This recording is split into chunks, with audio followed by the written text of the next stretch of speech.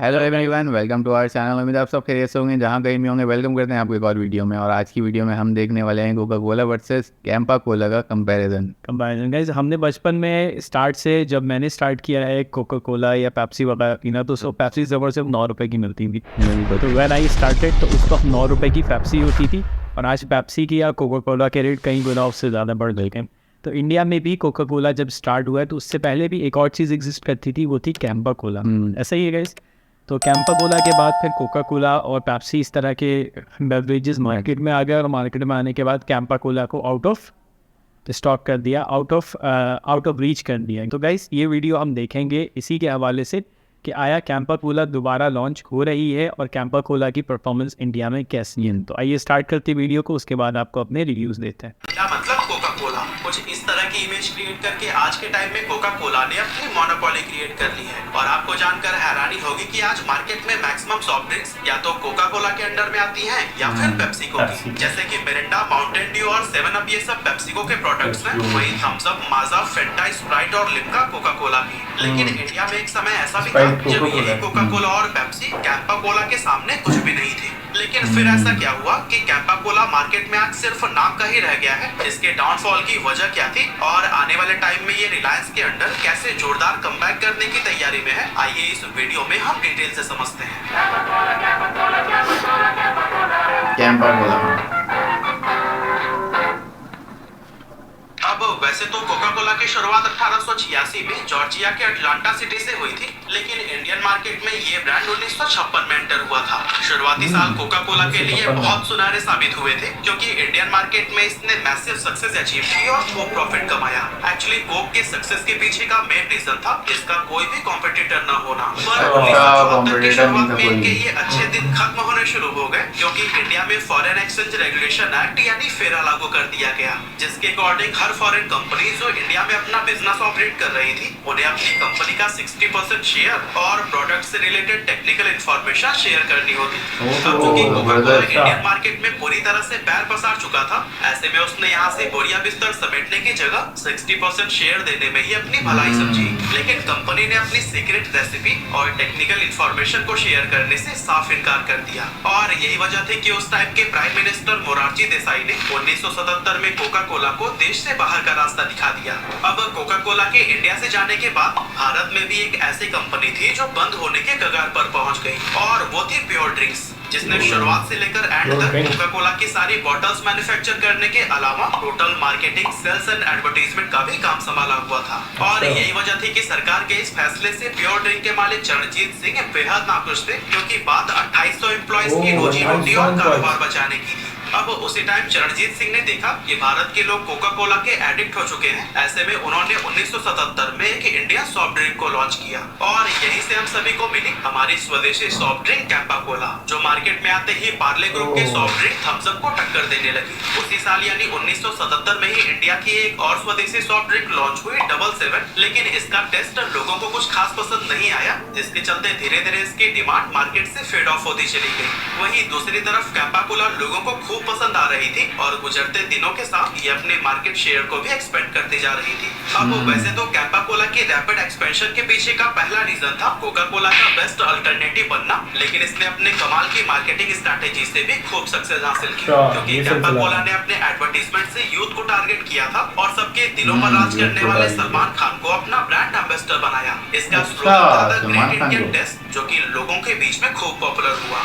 और कुछ इसी तरह से कैंपा कोला को कोका कोला की जगह लेते और मार्केट में आए इस गैप को फिल करने में देर नहीं लगी। अपनी पहली सॉफ्ट ड्रिंक की पॉपुलैरिटी के बाद कैंपा कोला ने 2 और सॉफ्ट ड्रिंक्स मार्केट में लॉन्च किए, जिनमें से एक थी कैंपा ऑरेंज और दूसरी थी कैंपा लाइम एंड लेमन। ये दोनों फ्लेवर्स भी लोगों को खूब पसंद आए, और अब कैंपा कोला धीरे धीरे इंडियन सॉफ्ट ड्रिंक सेक्टर का लीडर बनता चला गया। दिल्ली में इसने 4 फैक्ट्रीज ओपन कर ली थी, और वही अगर हम ऑल ओवर इंडिया की बात करें तो इसकी 50 से भी ज्यादा फैक्ट्रीज थी। और दोस्तों, कैंपा कोला 15 सालों तक मार्केट में टॉप पर रही ही थी, जिसका एक इकलौता कॉम्पिटिटर था थम्स अप। लेकिन कोका कोला की तरह ही कैंपा कोला के भी सुनहरे दिन ज्यादा समय के लिए नहीं टिके। और हैरानी की बात यह है कि कैंपा कोला की सक्सेस और फेलियर दोनों की वजह कोका कोला ही बना। अब हुआ कुछ यूं कि 1991 में इंडिया के अंदर लिबरलाइजेशन की शुरुआत हुई और इंडियन मार्केट को फॉरेन कंपनीज के लिए ओपन कर दिया गया, जिसके बाद फोर्ड, टोयोटा, सोनी, सैमसंग और नोकिया जैसी कई मल्टीनेशनल कंपनीज इंडिया में एंटर हुई और इसी के साथ री एंटर हुआ कोका कोला, जिसने आते ही कैंपा कोला का डाउनफॉल शुरू कर दिया। वेल, अगर आप अपने बिजनेस या लाइफ में कैंपा कोला की तरह फेल नहीं होना चाहते तो कुछ भी शुरू करने से पहले आपको सक्सेसफुल बिजनेस या बिजनेसमैन की स्टोरी जरूर सुन लेनी चाहिए, क्योंकि उनके एक्सपीरियंस से आपको काफी फायदा हो सकता है। और दोस्तों, स्पेशली मैं आपको रिकमेंड कर रहा हूँ कि कोको एफएम पर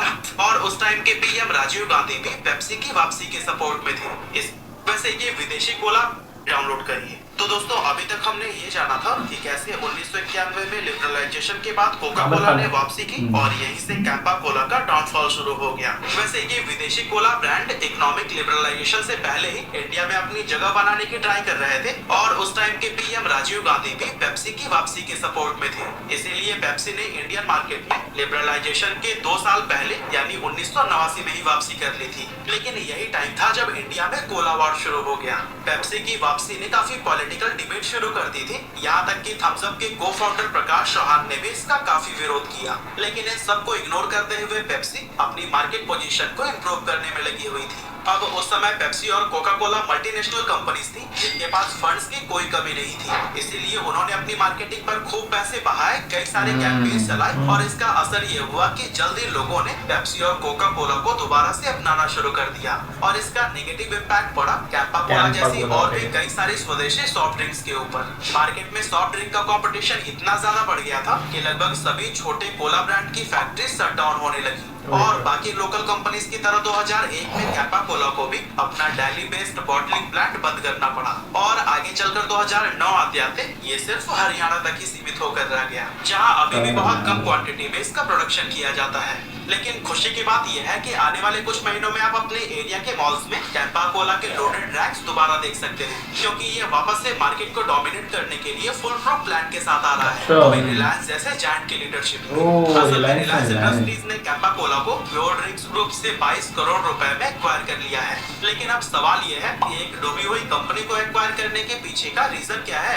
अब इसे समझने के लिए हमें रिलायंस इंडस्ट्रीज के 45th एनुअल मीटिंग को देखना होगा, जिसमें कंपनी ने एफएमसीजी इंडस्ट्री में एंटर करने का अनाउंसमेंट किया था। इस अनाउंसमेंट से ये साफ है कि टेक्सटाइल, एनर्जी, रिटेल और टेलीकम्युनिकेशन जैसे सेक्टर्स में कमाल दिखाने के बाद अब रिलायंस एफएमसीजी यानी fast moving consumer good sector को भी डोमिनेट करने का प्लान बना चुका है। लेकिन सवाल ये है कि एफएमसीजी सेक्टर ही क्यों? तो basically FMCG sector Indian economy का 4th लार्जेस्ट सेक्टर है और ये मेनली 3 कैटेगरी में डिवाइडेड है, जिसमें food and beverages, health care और household and personal care शामिल है। और रिलायंस अपनी रिलायंस रिटेल बिजनेस के थ्रू एफएमसीजी सेक्टर में एंटर करके इंडियन इकोनॉमी के 4th लार्जेस्ट सेक्टर में भी अपनी पकड़ बनाना चाहता है। अब सवाल यह है कि क्या एक बार फिर हमें कैंपा कोला के केस में जियो जैसी डिसरप्टिंग मार्केट टैक्टिक्स देखने को मिलेगी और क्या ये स्ट्रैटेजी इस बार भी उतनी सक्सेसफुल होगी? अब इन पॉइंट्स पर भी एक्सपर्ट्स की अलग-अलग राय है, जिनमें कुछ एक्सपर्ट्स तो इसे जियो 2.0 का भी नाम दे रहे हैं। लेकिन यहाँ ध्यान देने वाली बात यह है कि जियो की सक्सेस की मेन वजह थी बाकी टेलीकॉम कंपनीज के पास फंड्स और रिसोर्सेज की काफी कमी, क्योंकि ये कंपनीज इतनी ज्यादा कर्ज में डूब चुकी थी कि जियो ने मार्केट में एंटर करते ही सभी को पीछे छोड़ दिया। लेकिन वही एफएमसीजी सेक्टर में पहले से ही कई सारे बड़े-बड़े जायंट्स मौजूद हैं, जिनके पास न तो फंड्स की कमी है और न ही रिसोर्सेज। ऐसे में वो रिलायंस को बराबरी का टक्कर देते नजर आएंगे। लेकिन दोस्तों, यहाँ पर कुछ एक्सपर्ट्स का मानना है कि रिलायंस निर्मा मोमेंट जैसे प्लान पर काम कर रही है। अब निर्मा मोमेंट क्या है, इसे समझने के पहले नजर डालते हैं कैंपा कोला के प्राइस पर, जो जियो मार्ट पर ऑलरेडी बिकना शुरू हो गया है। इस प्लेटफॉर्म पर कैंपा कोला की 600 ml बॉटल मात्र 15 रुपए और 2 लीटर बॉटल सिर्फ 50 रुपए में बिक रही है। वहीं अगर हम पेप्सी और कोका कोला को देखें तो इनके 2 लीटर के बॉटल्स की कीमत करीब 95 रुपए है। ऐसे में ये साफ देखा जा सकता है कि रिलायंस ने कैंपा कोला के प्राइस को ऑलमोस्ट हाफ कर दिया है। और दोस्तों, निर्मा ने भी 90s के दौरान कुछ ऐसा ही प्राइस गेम खेला था, जब उसने देखा कि P&G और हिंदुस्तान यूनिलीवर लिमिटेड जैसी बड़ी कंपनीज उसे मार्केट में जगह नहीं बनाने देंगी। ऐसे में निर्मा ने अपने वॉशिंग पाउडर को मार्केट प्राइस से 75% कम दाम पर बेचा था।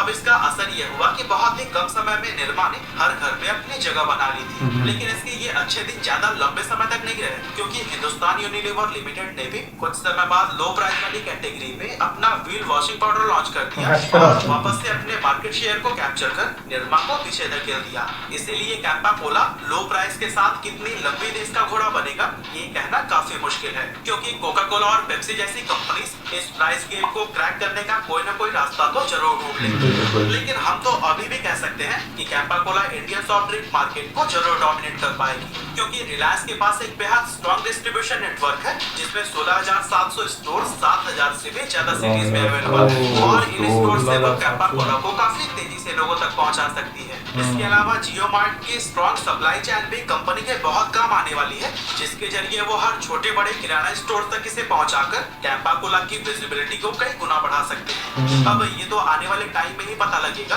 कि रिलायंस कैसे कोका कोला और पेप्सिको को पीछे छोड़ेगी, लेकिन एज अ इंडियन हम जरूर चाहेंगे कि कैंपा कोला वापसी करे और पूरी दुनिया पर राज करे। तो ये है कंपटीटर्स की कहानी जो सब एक दूसरे को पीछे छोड़ने में लगे हैं। वैसे आपको क्या लगता है कि रिलायंस कंपनी जो है वो कैंपा कोला को सक्सेस कर पाएगी या नहीं? यार मेरे अपने ख्याल में तो रिलायंस कंपनी जो है वो ना सिर्फ इंडिया की सबसे बड़ी कंपनी है बल्कि ये दुनिया की सबसे बड़ी कंपनीज में से एक है। तो इनके पास रिसोर्सेज की भी कोई कमी नहीं है, इनके पास मार्केट स्ट्रेटजी से लेके इनके पास बेहतरीन किस्म के मैनेजर्स, बेहतरीन किस्म के एनालिटिक्स और बेहतरीन किस्म के लोग, बेहतरीन किस्म का बैक पे मौजूद स्टाफ जो कि प्रोडक्ट को आके लेके जा सकता है। इनके पास इतनी कैपेबिलिटी है। तो मेरे अपने ख्याल में ये पेप्सी तो क्या, पेप्सी से बड़ी भी कोई कंपनी होगी उनको भी पीछे छोड़ देंगे। वैसे तो पेप्सी दुनिया की बड़ी कंपनी, सबसे बड़ी कंपनी है पेप्सी और कोक, यहीं की पूरी दुनिया पे इजारादारी है कोक के बेवरेजेस के मामले में। लेकिन उसके बावजूद भी अगर ये कंपनी चाहे तो कैंपा कोला को बहुत ज़्यादा आगे लेके जा सकती है। इन कोका कोला ने जो दोबारा एंट्री मारी तो उसने जो है एडवर्टाइजमेंट के जरिए सही इसने जो है अपनी ये सारी बात होती है लोगों के नहीं पैसे तो लगाने की, इसके अलावा लोगों की मेंटालिटी को जज करके कि लोगों की मेंटालिटी क्या है और उसके हिसाब से हमें कौन सी प्रोडक्ट मार्केट में लानी चाहिए। लोग किस चीज़ पे ज़्यादा फोकस करते हैं, लोगों के रहन सहन, बहुत सारी चीज़ें होती हैं किसी भी प्रोडक्ट को मार्केट में लॉन्च करने की।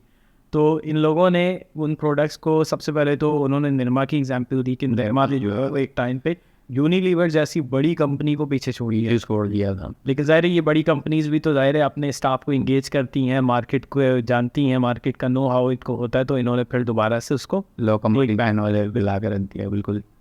वैसे कंपनी कोई भी हो, कोई भी प्रोडक्ट हो, टेस्ट अच्छा होना चाहिए, चाहे वो कोका कोला की हो या कैंपा कोला की हो। हाँ वैसे ये बात, क्योंकि लोग टेस्ट को ये बात तो जो है कि लोग अगर पैसे दे रहे हैं, मैं और आप पैसे खर्च कर रहे हैं, तो बदले में हमें वो टेस्ट भी चाहिए, वो जायका भी चाहिए, वो उस लेवल की सर्विस भी चाहिए। जाहिर है सारी बात आती है सर्विस की, सारी बात आती है प्रोडक्ट की, और यही कंपटीशन है, रियल कंपटीशन यही है कि अगर आप ज़्यादा बेटर बना सकते हैं तो ज़ाहिर है आप ज़्यादा मार्केट कैप्चर करेंगे हमसे। तो ये स्ट्रेटजी है। तो भाई आपने बताना है कि आपको कौन सी प्रोडक्ट पसंद है, कोका कोला की या कैंपा? तो मेरे ख्याल है अभी जो न्यू जनरेशन होगी उन्होंने कैंपा कोला को टेस्ट नहीं किया है, नहीं किया होगा। आने वाले टाइम में वो उसको टेस्ट करेंगे, उसके बाद फिर वो बता सकेंगे कि दोनों के दरमियान डिफरेंस क्या है। फाइनली ये थी आज की वीडियो। वी होप सो कि आपको वीडियो पसंद आई होगी। तो गाइज प्लीज़ अगर चैनल पे नहीं हो तो चैनल को सब्सक्राइब करें, वीडियो अच्छी लगी हो तो वीडियो को लाइक करें। मिलते हैं नेक्स्ट वीडियो में, तब तक के लिए अल्लाह हाफ़िज़।